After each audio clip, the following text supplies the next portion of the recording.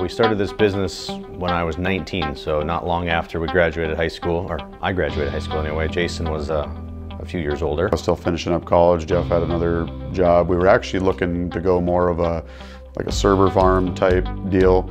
Just grew into the full-time business each and every year, adding more and more clients, more computers under management. Started doing more and more with businesses, which then added the digital surveillance aspect. So I've always said that Bitz PC and Innova, we are technology, period. We are the place to go for anything technology because of how we leverage our partnerships with, for example, people like Innova. We are able to service virtually anything that's out there.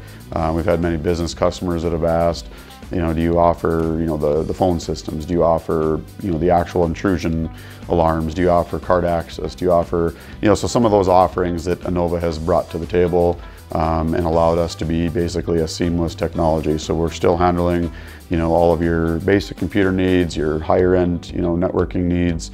We do the iPhone repairs, but now with the Innova side, we're able to broaden our technology horizons. So our location, here in Minot, you're going to find kind of a wide range of, whether it's a new product from like a laptop or a tablet or desktop, whatever the case might be.